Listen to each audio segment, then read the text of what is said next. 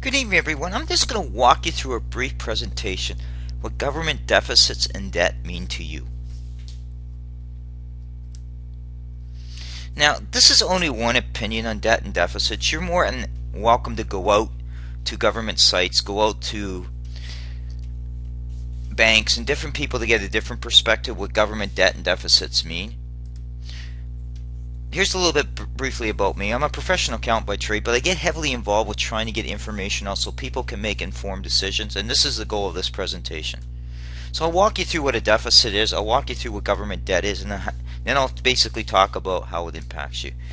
Basically, in a nutshell, what a deficit means is the government brings in revenue from taxation, spends money on social programs. So if it's spending more money than it's taking in, it's going to run deficits. That deficit then becomes part of the total debt. So that when you hear the discussions about total debt, that includes deficits. So that's what you need to think of when you're seeing that. The higher the debt is, that means decisions down the road will need to be made as part of austerity measures, as part of bringing that debt down. And that's something you need to bear in mind when you hear the discussion. Government debt, the government goes out to the market because it needs debt to finance its day-to-day operations. That being said, part of the government debt is its deficits. So the government depends on its ability to be healthy in terms of its finances because it goes to market. The higher the credit rating, the better it gets in terms of its premiums on bonds. So if you start seeing a downgrade, that actually forces investors to demand a different premium. And that means basically the cost of interest will go up. So that's something to bear in mind that you don't hear discussed. The second point is government debt at some point has to be repaid. So the only way you repay that government debt back is reducing program spending or increasing taxes. That's how it works because it's the surpluses that go into the total net debt that brings it down. This is what happened in the 90s. Paul Martin had to do austerity measures because we were hitting a debt ceiling. What a debt ceiling means is you can no longer borrow any more money. So therefore you have to make changes. And that's why they reformed EI and took some of the money from that to plug the budget deficits. They cut transfers to the provinces, which then impacts how they deliver education, healthcare, and other social programs. Now, healthcare at this point is the biggest portion of a provincial budget. Education's a little different in terms of what they're funding. That's post-secondary school, but it's still funding gaps. They cut the size of government. So in other words, they reduced the number of people working in government. So that meant the work didn't change, but they had less people doing it. So bear in mind, that's what these cuts do. Second point is that when you start doing this, it forces pressures on municipality, provincial levels. They have to reset their priorities. That means they're going to have to make cuts to their own budgets to get in balance. So that's how it starts impacting you. You start seeing wait times go up. You start seeing less work done on infrastructure. You see a whole bunch of things that impacts your day-to-day life because that's part of the debt management cycle.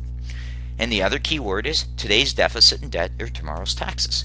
They eventually will come back to you in higher taxes, which means less disposable income or less money you're able to buy other purchases because the consumption taxes go up. Think of it this way now in a nutshell. Government debt is like a credit card. The government's going to the bank and running up its credit card. Take a step back to your own day-to-day life. You have your payroll coming in, your wages coming in every bi-weekly, weekly, or semi-monthly. That's your cash. You have your expenses. Let's say now you're paying more expenses out than you have the cash in. What do? You put on your credit card or your line of credit. Well, guess what's happening there? As you get towards the max, you have no ability. You still have to pay that debt down. So what that forces you to do? It forces you to make cuts. And those cuts mean in areas like food, entertainment, fitness programs, and home renovation, other things. And guess what? You now are dealing with less money. That's what the government ends up doing. They're going to end up having to make cuts. Those cuts will impact your day-to-day life. So when you start hearing about deficits and debts and they put spins on with low interest rates, yes, they'll tell you about it. What you have to do is go beyond the rhetoric. What am I getting for all this increased spending? Am I getting better delivery of social programs? Am I able to get to work quicker? Am I seeing more job and opportunities for my kids because of exports and other things that support economic growth? Am I seeing that? That's the questions you need to ask. Because at the end of the day, that's what's going to drive economic growth and taxation. So if we don't have economic growth, we don't have taxation. Then we're in a position where we're going to be forced to do things that we're not able to fund. And that's something you need to bear in mind as you're having conversations about debt and what it is. And I encourage you to go out there and ask questions to see what's going on, whether that's what's going to happen to not just myself, my kids and grandkids, because at some point you have to pay the piper. And that's what this presentation is about.